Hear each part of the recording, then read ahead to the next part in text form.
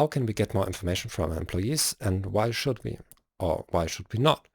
Hello and welcome to Communication Psychology and HR. My name is Gerhard Orband. I'm a psychologist from Hamburg, Germany, working here at the University in the Republic of Moldova. I'm specialized in international, intercultural and multi-language contexts. We are living in times of big data.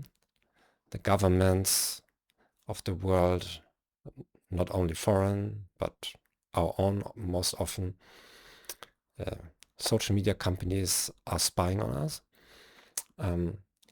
Many companies want to do likewise, and they think that if they just collected enough data on their employees, then they will have the perfect basis for making the right entrepreneurial decisions and managing them perfectly. Now, the problem is people typically dislike living in a surveillance state, and employees also dislike being constantly monitored. No? I understand there's an economic argument that you want to rationalize the workflow and so on. But I'm not convinced that monitoring employees electronically will be the best thing to have productive employees. Maybe I should look into this and make a separate episode about what the science actually says about this. And but first we need to ask, why do we really need the data?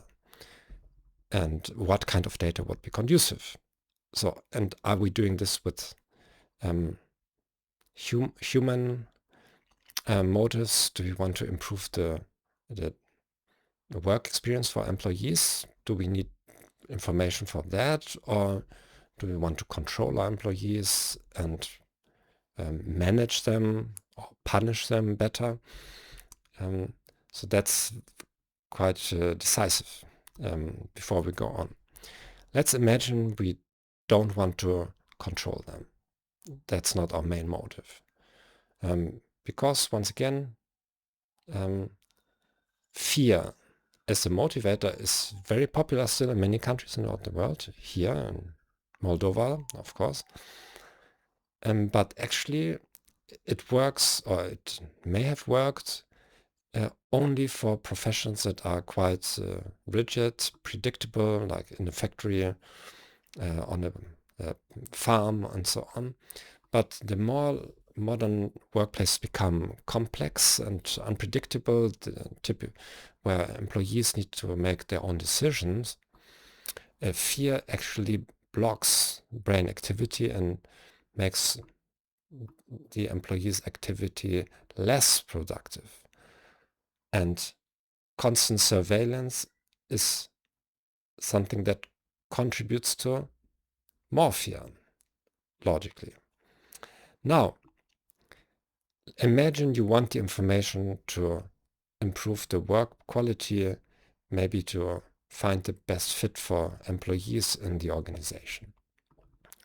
Now, imagine or think about your own family, your husband, your wife, your partner, your children, and think about what additional information, apart from what you know already about your partner or your children, would make a significant contribution in improving the relationship. If you think about this, you realize that's not a very easy answer, but you may agree that getting millions of data points about your partner, about their different preferences, habits, and so on, will not be the magic key to unlock a happy marriage. Most probably, it will be things that you already know, and or it will depend on very little information. What does this show? Or the information is already known or accessible. For example, you could consult literature on how to live a happy marriage. Likewise, companies could consult science on how to improve work satisfaction. There are all different types of models available, like the job characteristics model and so on, which still holds quite well, I think, in the academic community.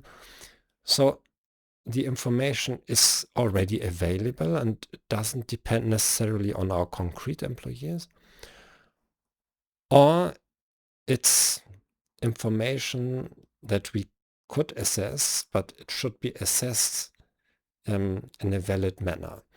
Because, for example, if we do all kinds of surveys, often the information quality is biased or is superficial. It's a different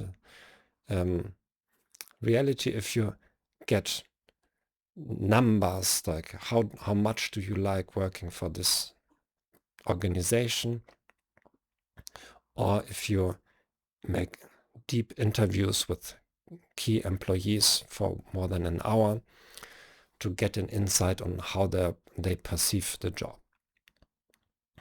And most probably doing a limited number of interviews will give you much richer insights than having all employees click in a distracted manner, annoyed, bored on some online survey, which is fraught with all different kinds of response tendencies, like clicking only in one direction or not understanding the question and so on. And to get quality information, you need to do something differently. As human beings, we function according to the law of reciprocity. So if you want to get more information, you should be the one opening up first. So if we as a company want more information from our employees, we should be the first who are transparent here. And in many countries, when we speak about transparency, it seems that the citizens are becoming more and more transparent, but politicians not in the similar manner. So people in power can check your bank accounts or read your correspondence, but you are not able to read the correspondence of your members of parliament, and you are not you cannot check with the webcam what they're actually doing when discussing with lobbyists, for example.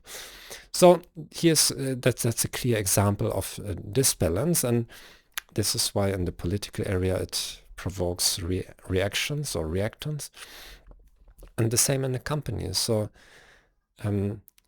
very often in my personal experience working at universities here and with companies is that typically employees are not up to date what people above them think about them, about the company, what they are planning to do.